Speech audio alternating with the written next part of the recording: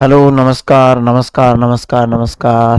Hello, नमस्कार बच्चों, कैसे हो आप सभी लोग। मैं हूं आपका दोस्त एसपी सुंडा। आपका स्वागत है बीसीएस एकेडमी के यूट्यूब चैनल पर, जहां आपको लगातार मिल रही है फिजिक्स और केमिस्ट्री की क्लासेज। धुआंधार आपकी तैयारी चल रही होगी, उसी तैयारी में बूम और बूस्ट करने के लिए हम मौजूद है सर।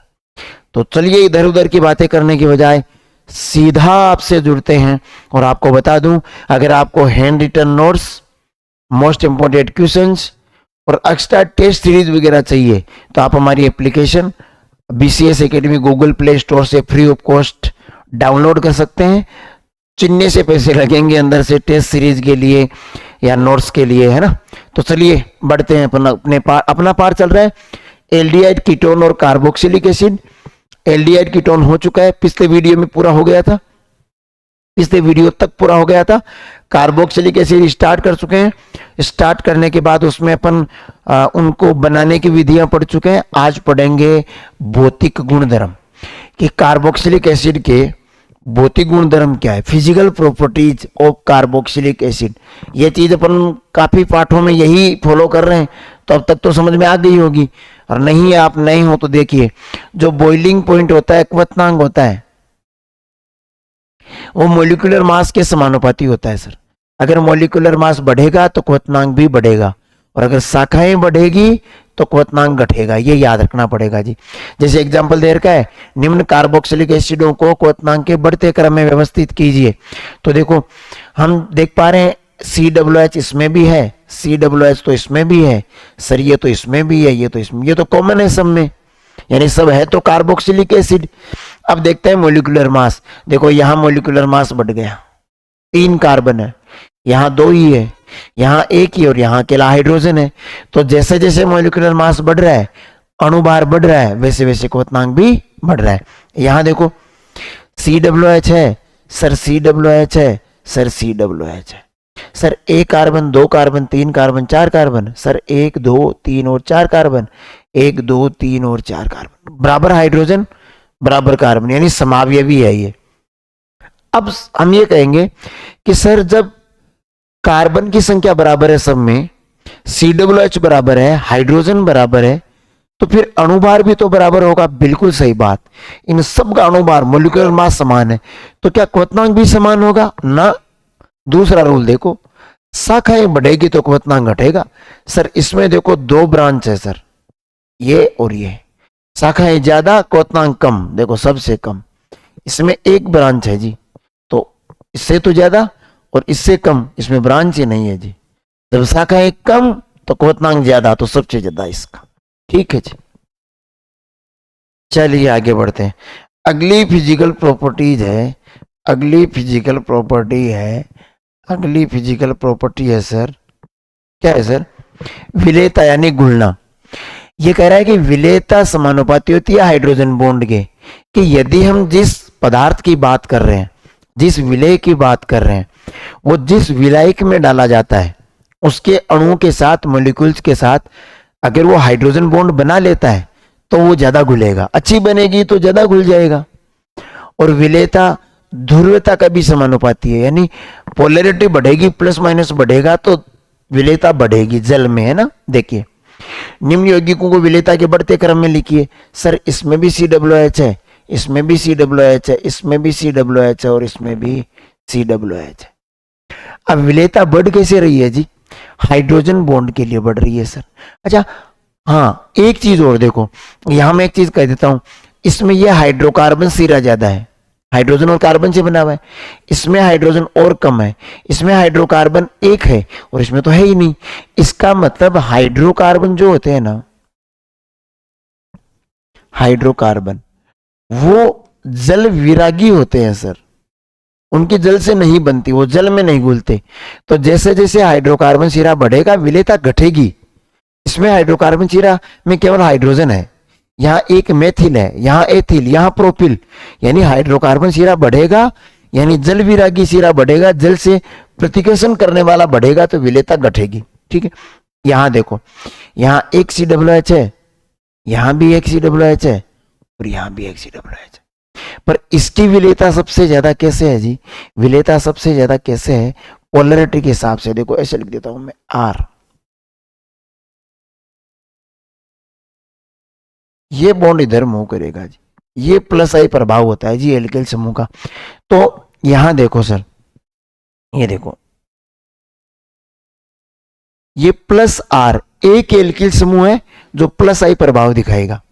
यहां देखो ये प्लस आई, ये प्लस आई, ये प्लस आई, ये इलेक्ट्रॉनों का घनत्व बढ़ा देंगे इस कार्बन पर, तो ये कार्बन बढ़ा देगा इस कार्बन पर, और जब इस कार्बन पर इलेक्ट्रॉनों का घनत्व बढ़ जाएगा तो इसका प्लस तो कम हो जाएगा, इसका प्लस तो कम हो जाएगा, और प्लस कम हो जाएगा तो ध्रुवता कम हो जाएगी, और ध्रुवता कम हो जाएगी तो विलेयता विलेयता विलेयता, ध्रुवता कम तो विलेयता भी कम, इसलिए इसकी विलेयता कम हो गई।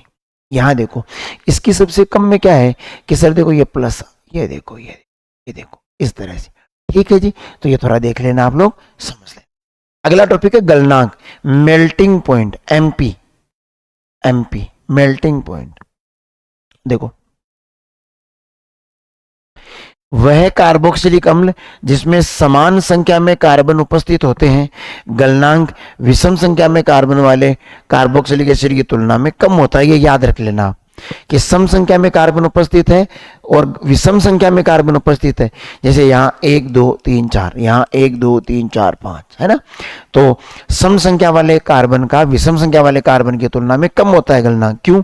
क्योंकि सम संख्या वाले कार्बोक्सिलिक अम्ल असममित संरचना बनाते हैं और अणु का संगुणन हो जाता है, परंतु विषम संख्या में कार्बन वाले कार्बोक्सिलिक सममित संरचना बनाते हैं और अणु का संगुणन नहीं हो पाता। ये हो गई फिजिकल प्रॉपर्टी, भौतिक गुण, ठीक है जी।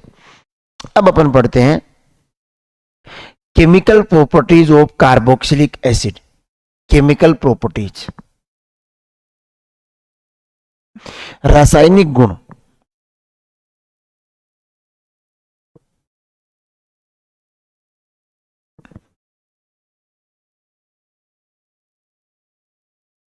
देखो सर, सबसे पहला है कि एल्कोहल और फिनॉल की तुलना में कार्बोक्सिलिक एसिड ज्यादा एसिडिक क्यों होते हैं? एल्कोहल,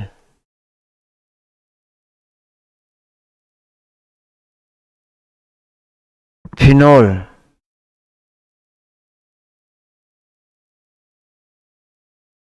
और कार्बोक्सिलिक एसिड,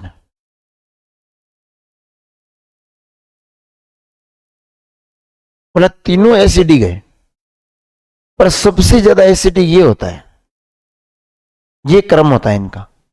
बोला क्या कारण है? तो पहले समझते हैं। देखो कि यदि एल्कोहल एसिडिक है, इसका मतलब बॉन्ड यहां से टूटेगा, ये H प्लस ये O माइनस, ये लो, ये बनेगा, क्या बनेगा? एल्कोक्साइड, यह है एथोक्साइड, एथोक्साइड बन गया। एक दो कार्बन तो एथ ऑक्साइड, एथोक्साइड, और ये H प्लस आयन दे दिया। यहां देखो यह फिनॉल अम्लीय है तो H प्लस देगा तो OP माइनस, इसको बोलते हैं फिनोक्साइड। फिनॉल का ऑक्साइड क्या कहलाता है? फिनोक्साइड, ये लो फिनोक्साइड, ठीक है। आगे बढ़ते,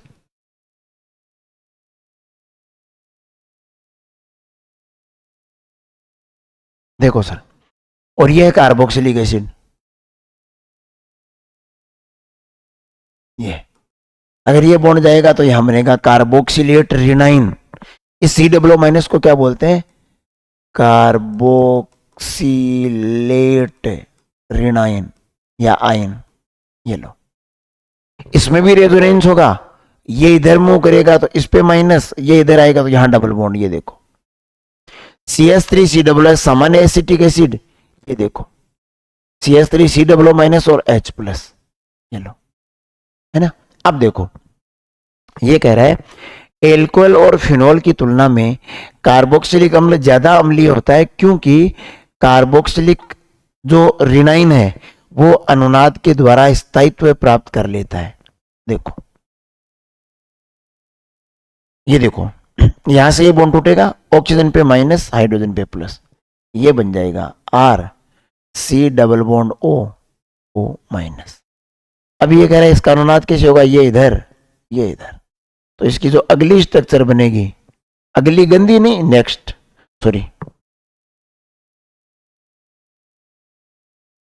यहां माइनस, ये लो। अब कार्बोक्सिलिक एसिड जब H प्लस दे देता है तो बनाता है कार्बोक्सिलेट रिनाइन। ये कार्बोक्सिलेट आयन है, ये है ना दोनों, इनका जो अनुनाद है उसमें जो माइनस है वो देखो किस पे है, दोनों में, पहले में भी ऑक्सीजन पे है और दूसरे में भी ऑक्सीजन पे है। और ऑक्सीजन इलेक्ट्रॉन नेगेटिव एटम होता है, तो ऑक्सीजन तो माइनस संभाल लेगा, माइनस वही है जहां होना चाहिए, विद्युत ऋणी पे। किस अनुनाद में? कार्बोक्सिलेट रेनाइन के अनुनाद में। पर जब ये फिनोल का अनुनाद बनाएंगे ना अपन, फिनोक्साइड आयन का बनाएंगे, देखो फिनोल था ऐसे, और अगर ये बॉन्ड ब्रेक हुआ ऐसे यहां से, तो यहां O माइनस बन जाएगा। देखो ये बन गया, इसको बोलते हैं फिनोक्साइड। अब यहां तो ऑक्सीजन माइनस पे है, सॉरी माइनस ऑक्सीजन पे है, पर अब जब अनुनादी संरचनाएं बनेगी,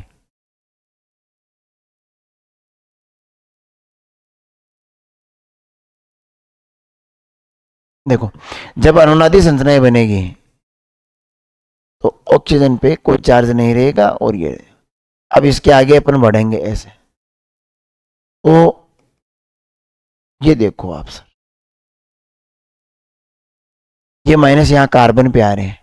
फिनोक्साइड आयन की अनुनादी संरचनाओं में जो माइनस है वो कार्बन पे आ रहे हैं, और देखो कार्बोक्साइड अनुनादी, एल्कोक्साइड और फिनोक्साइड आयन की तुलना में यह अधिक स्थायी होता है।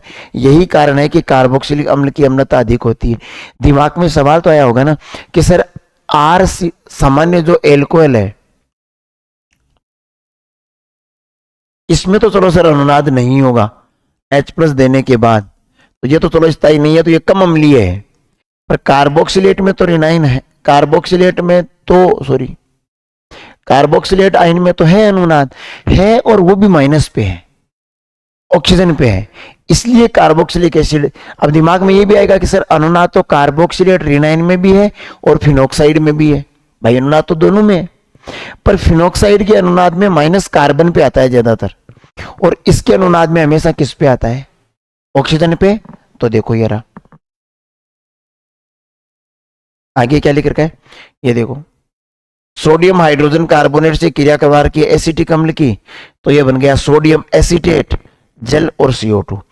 कार्बोक्सिलिक एसिड बेकिंग सोडा के साथ अभिक्रिया करके CO2 गैस निष्कासित करता है, ये रही सोडियम एसीटेट, ये रहा जलीय विलीन बनता है, परंतु एल्कोहल और फिनोल बेकिंग सोडा के साथ कोई अभिक्रिया नहीं करते, इसलिए हम कह देंगे कार्बोक्सिलिक एसिड ज्यादा एसिडिक है, ज्यादा अम्लीय है, तभी तो वो प्रोडक्ट बना रहा है किसी बेस क्षारीय पदार्थ से क्रिया करके।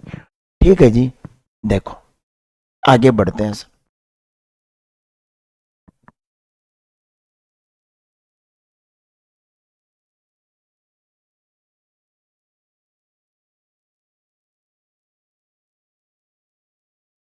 अब अगला अपना टॉपिक है अम्लता को प्रभावित करने वाले कारक।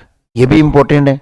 एसिडिटी को इफेक्ट कौन करता है? अम्लीयता पदार्थों की उसको इफेक्ट कौन करेगा? देखो सबसे पहले तो इफेक्ट करता है प्लस आई प्रभाव, कि अगर प्लस आई प्रभाव ज्यादा हुआ तो अम्लता कम होगी। एग्जाम्पल देखते हैं सर, निम्न कार्बोक्सिलिक अम्लों को अम्लता के बढ़ते क्रम में लिखो, तो यहां देखो प्लस आई प्रभाव, प्लस आई प्रभाव, प्लस आई प्रभाव, प्लस आई प्रभाव ज्यादा, अम्लता कम, तो देखो अम्लता कम।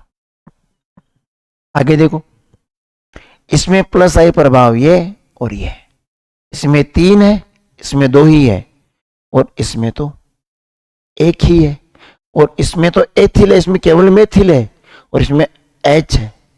यानी प्लस आई प्रभाव वाले समूह जैसे जैसे कम होते जा रहे हैं, जैसे जैसे छोटे होते जा रहे हैं, वैसे वैसे अम्लता बढ़ती जा रही है। सबसे ज्यादा एसिडिक फॉर्मिक अम्ल होगा इनमें, फॉर्मिक एसिड, जिसका यूपीसी नाम क्या होता है जी? मेथेनोइक अम्ल। तो याद रखना प्लस आई प्रभाव बढ़ेगा, अम्लता घटेगी।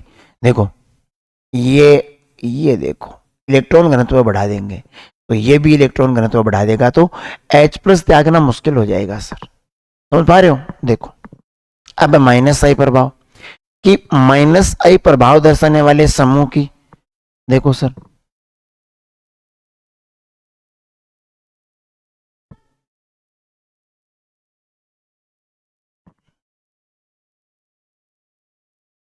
ये देखो, ये भी माइनस आई प्रभाव वाले ये समानुपाती है, वो व्युत्क्रमानुपाती था प्लस वाला, तो ये माइनस, यानी माइनस आई प्रभाव ज्यादा, अम्लता भी। जब बहुत इंपॉर्टेंट है, यहां से एक सवाल पक्का आएगा, कुछ यौगिक दिए जाएंगे, उनकी वरीयता में लिखना होगा बढ़ता या घटता क्रम, तो याद रखना।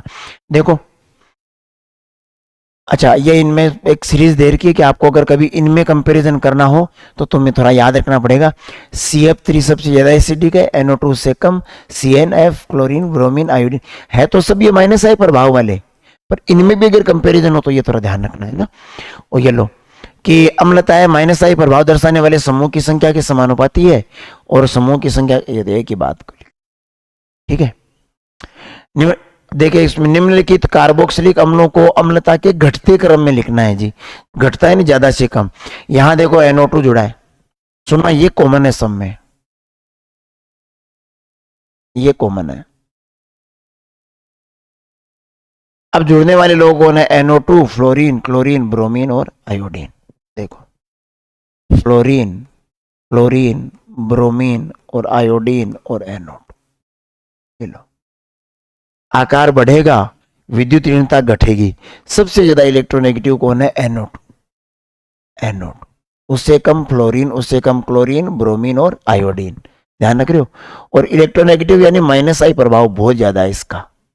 सबसे ज्यादा माइनस आई प्रभाव किसका है जी? NO2 का। सबसे ज्यादा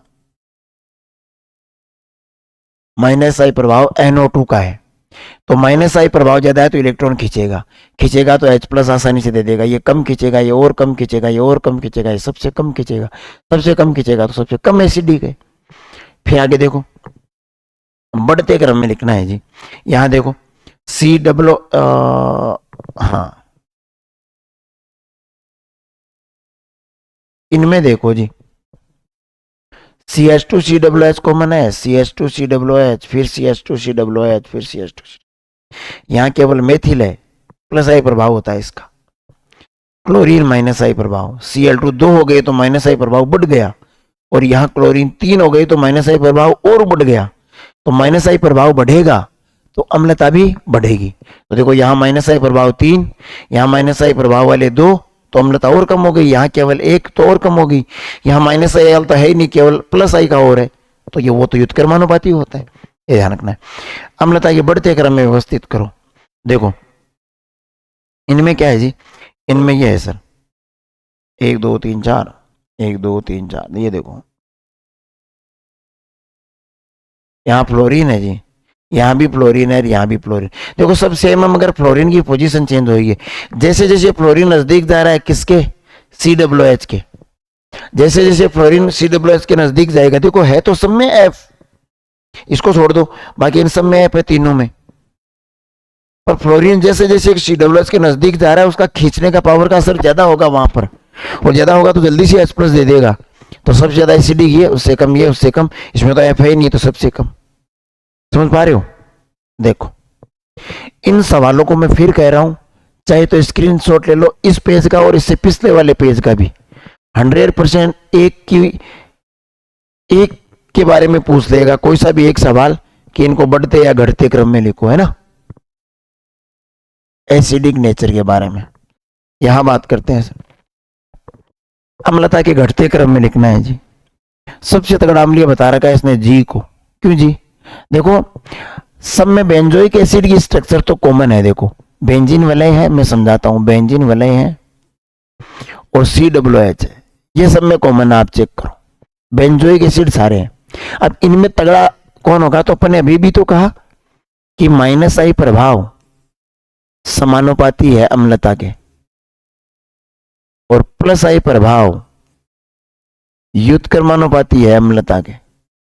ये थोड़ा याद रखना दिमाग में। अब देखो, जी सबसे एसिडिक क्यों है? इसमें 3 माइनस आई प्रभाव वाले जुड़े हुए हैं। कितने? 3 जुड़े हुए। अब सुनो, फिर ये कह रहा है जी के बाद में डी है। डी क्यों?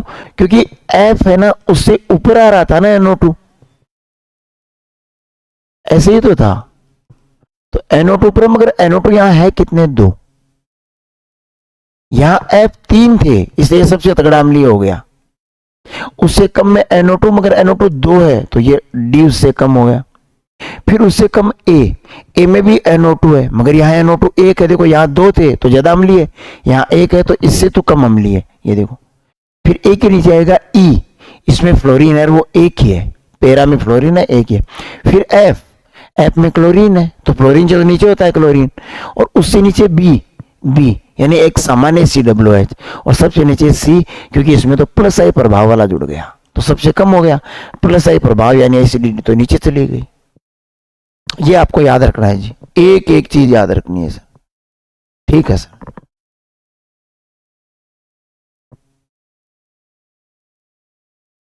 देखो आगे बढ़ते हैं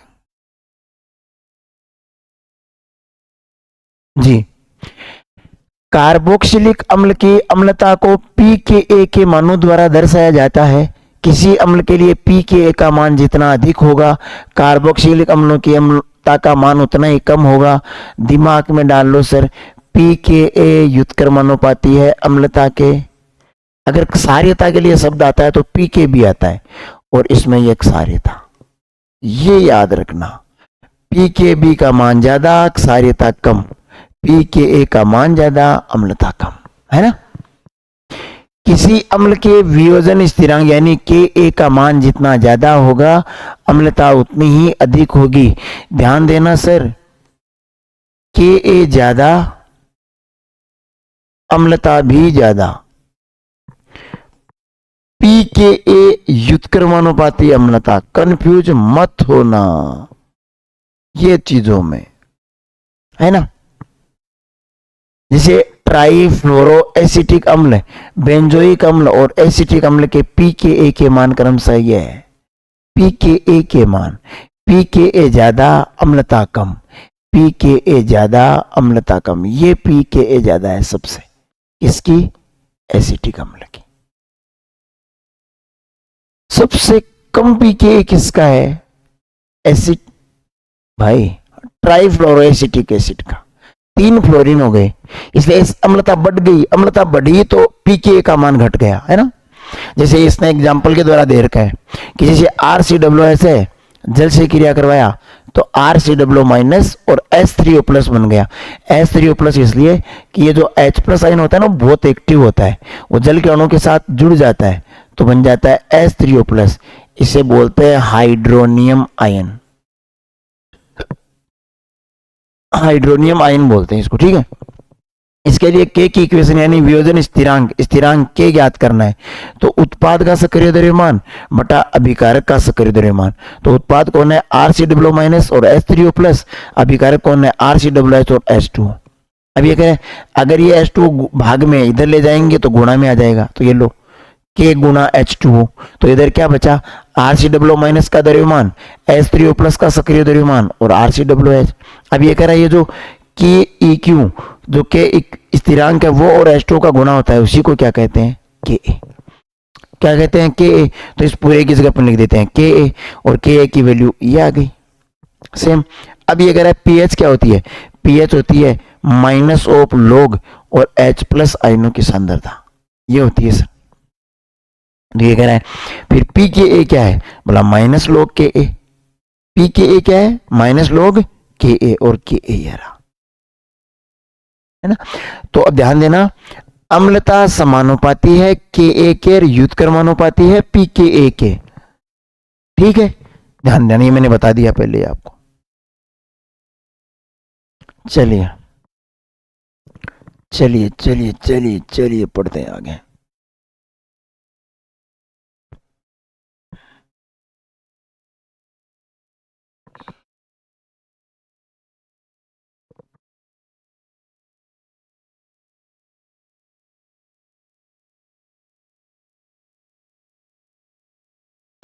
अगला रासायनिक अभिक्रिया है अम्लता का। एक टॉपिक हुआ है कार्बोक्सिलिक अम्लों की अम्लता का टॉपिक किया है अपन ने, कि उनकी अम्लता को कौन प्रभावित करते हैं, किसकी अम्लता ज्यादा है और क्यों है, प्लस आई प्रभाव पर कैसे निर्भर करता है, माइनस इंडक्टिव इफेक्ट माइनस आई प्रभाव पर, प्रेरक प्रभाव पर कैसे निर्भर करता है, pKa और K पर यह याद रखना है।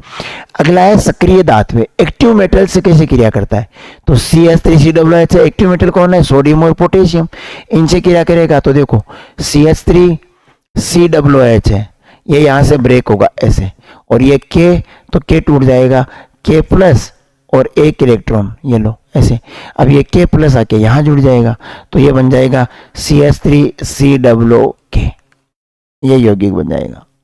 पोटेशियम एसीटेट, ये लवण बन गया, साल्ट बन गया। अब एक इलेक्ट्रॉन ये रहा, क्या करते हैं, दो दो मॉलिक्यूल ले लेते हैं, इसके भी दो मॉलिक्यूल, इसके भी दो मॉलिक्यूल, तो यहाँ इलेक्ट्रॉन भी दो मुक्त हो गए।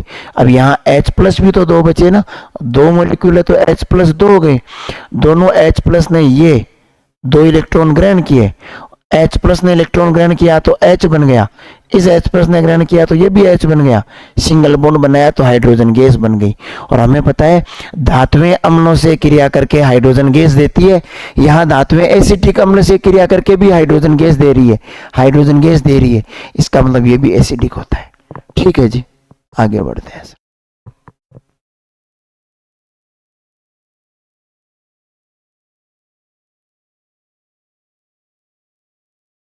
देखो सर, आगे बढ़ते हैं। यही वही बात है, यहाँ आपकी बार क्षार ले लिया तो Na प्लस OH माइनस, ये माइनस ये प्लस, इसका प्लस इसके माइनस के साथ तो जल, ये यहाँ तो सोडियम एसीटेट। कि कार्बोक्सिलिक अम्ल सक्रिय धातु और धातु के जो लवण है, ये रहा धातु का लवण करके क्रिया, सॉरी क्षार है ना, ये H प्लस आयन त्याग देते हैं तो यह विक्रिया अम्लीयता को दर्शाती है। अगला है COH बंध का विदलन, COH बंध का विदलन, COH बंध का विदलन यहां से टूटे, वो रिएक्शन कौन सी है जहां से ये बॉन्ड टूटेगा, तो पहला है एनहाइड्राइड का निर्माण, किससे, कार्बोक्सिलिक एसिड से। कार्बोक्सिलिक एसिड की क्रिया यदि हम करा दें दूसरे कार्बोक्सिलिक एसिड से, CH3COOH और CH3COOH आपस में क्रिया करेंगे, जल का अणु निकलेगा, एनहाइड्राइड बन जाएगा सर।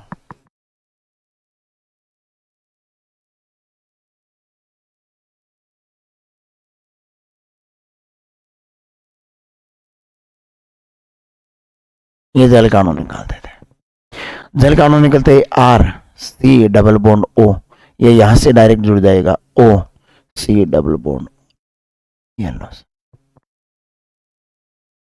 एस्टर बन गया सर, सॉरी एनहाइड्राइड बन गया, एस्टर तो RCOOR होता है, ये देखो क्या है RCOOCOR, एनहाइड्राइड बन गया सर।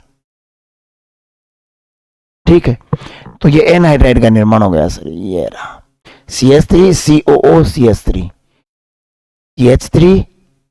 CH3COOCH3। ठीक है जी, कार्बोक्सिलिक, ये क्या बताइए भाई, ये कैसे कर दिया, इसको मैं दोबारा करके देता हूँ बेटा, ये जल्दबाजी में कर दी इसने, नोट्स राइटिंग में थोड़ी सी यहाँ गलती हो सकती है, आप ठीक कर लेना। देखो मैं बताता हूँ, अपन क्रिया करवाते इनको कि CH3, ये देखो आराम से लिखते हैं, जल्दबाजी कर गया मैं भी थोड़ी, ये देखो ऐसे, तो यहां से OH और H, तो इसको डायरेक्ट जोड़ देते, ये बनेगा CH3C double bond OC double bond O, ये बनेगा सर, है ना, इसको थोड़ा ठीक कर लेना, ये बनेगा ये CH3COO, फिर COCH3, तो यहाँ ऐसे ना, एनहाइड्राइड, ऑयल हेलाइड, तेलीय हेलाइड, ये रहा HCl, ये देखो, तो यहां से भी ये बॉन्ड टूटेगा सर, ये लो OH बॉन्ड टूट रहा है ना, और इस बॉन्ड के टूटने से यहाँ क्या बचा जी, CH3COCl, CH3COCl, अम्ल क्लोराइड बन गई और जल का अणु निकल गया गर्म करने से। कार्बोक्सिलिक अम्ल को HCl के साथ गर्म करने पर ऑयल हेलाइड यौगिकों का निर्माण होते हैं जी, ऑयल हेलाइड CH3COCl, है ना। देखो आगे बढ़ते हैं,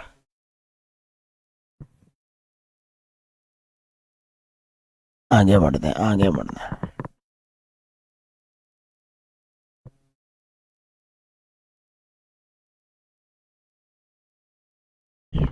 अगला देखो सर,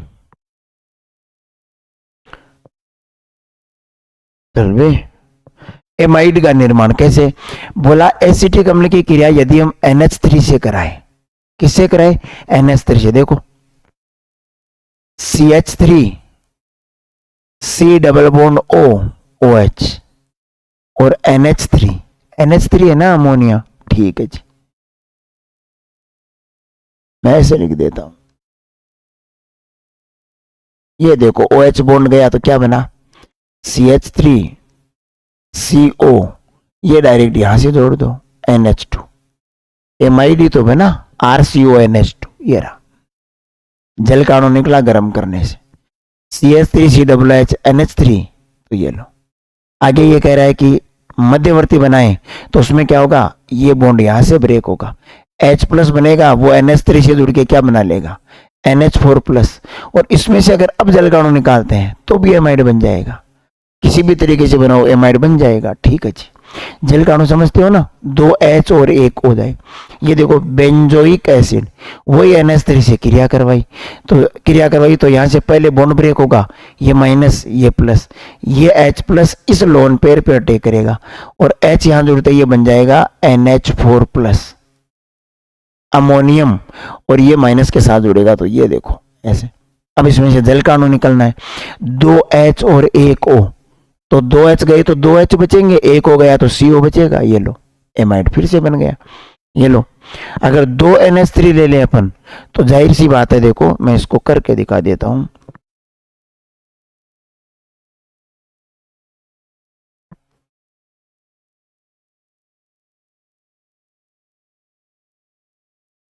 ऐसे लिख दो ना NH3 को, कोई दिक्कत तो नहीं है, ऐसे NH3 तो है, तो ये OH बॉन्ड गया जल, ये भी जल, जल के अणु कितने जी, जल के अणु ये रहे सर, यहां बता दिया इसने, 2 जल के अणु गए तो ये बन गया RCONH2, RCONH2, ये लो अपने डायरेक्ट बना लिया, बाकी इसमें मध्यवर्ती बन जाएगा, ये H प्लस देंगे, NH4 plus, H plus NH4 plus, 2 जगह, फिर 2 जल के अणु निकलेंगे और ये बन जाएगा, ठीक है जी, एमाइड भी बन गए इससे।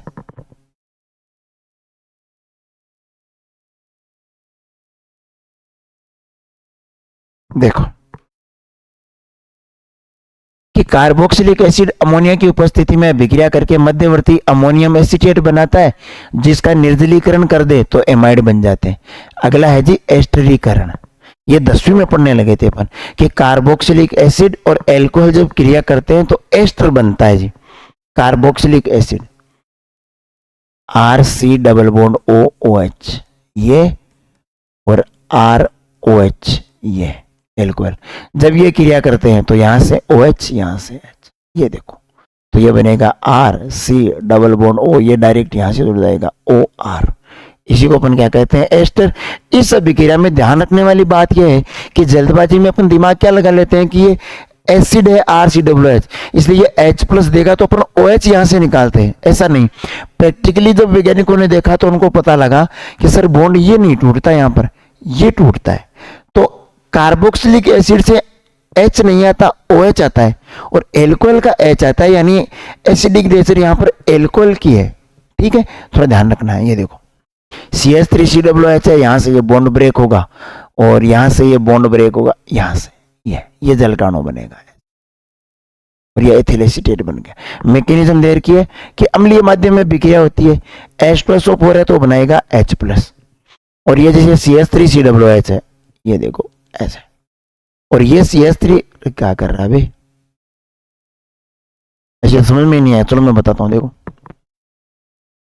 CH3COOH है, ये देखो अम्लीय माध्यम है तो H+ है, ये H+ यहां टेक करेगा तो होगा क्या सर, ये अपना इलेक्ट्रॉन H+ को दे देगा सिंगल बॉन्ड, अब ये बॉन्ड तोड़ के ले जाएगा ऑक्सीजन, तो इस पे आ जाएगा प्लस, ये देखो जल का अणु निकल जाएगा, यही है।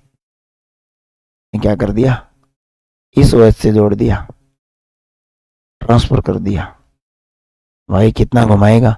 चलो इसके हिसाब से बता देता हूं, देखो इसमें ये कह रहा है कि ये यहां अटैक करेगा सर, इस पे अटैक करेगा, तो ये OH, भाई ऑक्सीजन ने अपना इलेक्ट्रॉन H को दिया है तो ऑक्सीजन पे H+ आ गया, ये लो। अब ये कह रहा है कि ये बॉन्ड इधर मूव करेगा तो यहां बन जाएगा डबल बॉन्ड, ये देखो, और ऑक्सीजन पे क्या आ जाएगा प्लस, ये प्लस, ठीक है, और ये बॉन्ड इधर मूव करेगा तो ये OH, ठीक है। अब CH3CH2OH आएगा एथेनॉल, अभी तो ये तो कार्बोक्सिलिक एसिड था, अब एथेनॉल आएगा, तो एथेनॉल को क्या चाहिए, इलेक्ट्रॉन, ये यहां टेक करेगा, समझ पा रहे हो। तो देखो इसके जुड़ने से ये मध्यवर्ती बनेगा, बॉन्ड इधर उधर ट्रांसफॉर्मेशन होंगे और लास्ट में ये बन जाएगा। ये देखो, आप इतने में पूरे में मत पढ़ो, आप तो ऐसे समझ लो, देखो अभी मैंने बताया ना वैसे समझ लो, ये R है, ऐसे समझ लो। अम्लीय माध्यम है तो H प्लस यहां अटैक करेगा, यहां अटैक करेगा, यहाँ H जुड़ गया तो प्लस आ गया, बॉन्ड इधर मूव कर गया तो ये बन गया RC डबल बॉन्ड O, और कार्बन पे क्या आ गया प्लस, और ये क्या बन गया H2। तो ये तो हुआ कार्बोक्सिलिक एसिड। अब ये है RC double bond O plus, इसके ऊपर अटैक कौन करेगा, एल्कोहल। एल्कोहल क्या था, इसे लिख दूं क्या, ये देखो, ये यहां अपन जोड़ देते हैं तो ये बन गया R, मैं ये लिख रहा हूं इधर से RO, एक लोन पेयर तो है, एक लोन पेयर के साथ ये जुड़ गया C डबल बॉन्ड O, ये R है ना ऐसे, और RO और इधर ये H था, ये ऐसे करके, समझ पा रहे हो। तो अब ये बॉन्ड अब ये कह रहा है कि ये बन गया RCOOR, ये इधर इलेक्ट्रॉन रख लेगा क्योंकि यहाँ तो प्लस आ गया ना, ये इलेक्ट्रॉन रख लेगा तो ये वापस क्या निकल जाएगा H प्लस। एसिड से ही तो आया था H प्लस, और वो तो कैटलिस्ट का काम करता है। H2SO4 का जो H प्लस आया वो तो उत्प्रेरक का काम करता है, वापस निकल जाएगा और हमें क्या प्राप्त हो जाएगा, R, देखो RCOOR एस्टर, है ना, ये याद रखना सर। ठीक है जी, क्या हुआ भाई, ये तो पूरा बता दिया था क्या मैंने। एस्ट्रिग्रन, भाई रुक, एस्ट्रिग्रन अभिक्रिया में ऑक्सीजन के समस्थानिक O18 के प्रयोग से ज्ञात हुआ वैज्ञानिकों को कि OH समूह कार्बोक्सिलिक एसिड से आता है, न कि एल्कोहल से, है ना, ये अभी अपन ने पढ़ा हो। चलो आगे देखते हैं।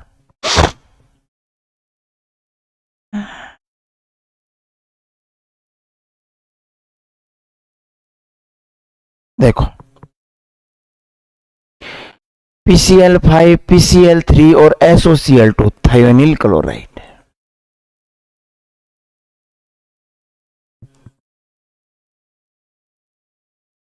अभिक्रिया किसकी, CH3COOH की। PCl5 से क्रिया करेगा तो क्या बनेगा, CH3COCl, HCl और POCl3, ऐसे लिख दूं क्या,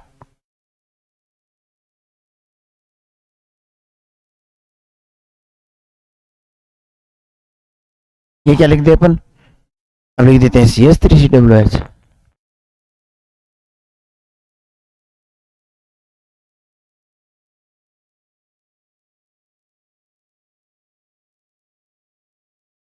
ऐसा लिख देता हूं ऐसे, ये अब एक काम करते हैं, ऐसे तोड़ देते हैं, ऐसे क्या क्या बने, HCl, POCl3, CH3COCl, है ना, CH3COCl, HCl और POCl3, ठीक है।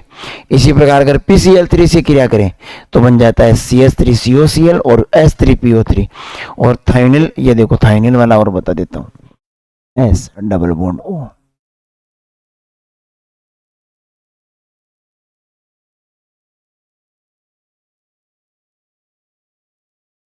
क्या बना, CH3COCl, SO2 और HCl, CH3COCl, HCl और SO2, सल्फर डाइऑक्साइड गैस बनती है। कार्बोक्सिलिक अम्ल PCl3, PCl5, SOCl2 से क्रिया करके ऑयल हेलाइड यौगिकों का निर्माण करते हैं जी, ठीक है जी। आगे बढ़ते हैं बेटा, अपना बहुत इजी है चीजें, समीकरणों को लिखना आना चाहिए किस तरीके से, तो प्रोडक्ट अपने आप दिख जाते हैं ना, थोड़ा सा ध्यान रखा करो, इनको लिख के प्रैक्टिस करो, हो जाएगा सर। सर अगली चौथी रासायनिक अभिक्रिया है सर, चौथी रासायनिक अभिक्रिया है सर, चौथी रासायनिक अभिक्रिया है सर, चौथी रासायनिक अभिक्रिया है सर, क्या है सर, हाइड्रोकार्बन भाग के कारण अभिक्रिया है। टाइम ज्यादा हो गया क्या, चलो बेटा चलो चलो चलो, 40 मिनट का वीडियो बन गया, लंबा अगर खींचेंगे तो फिर आपको बोरियत होने लग जाएगी। चलो उम्मीद करता हूं आपको बहुत अच्छे से समझ में आ रहा होगा, फिर मिलेंगे अगले वीडियो के साथ, तब तक के लिए नमस्कार, जय हिंद, जय भारत, नमस्कार।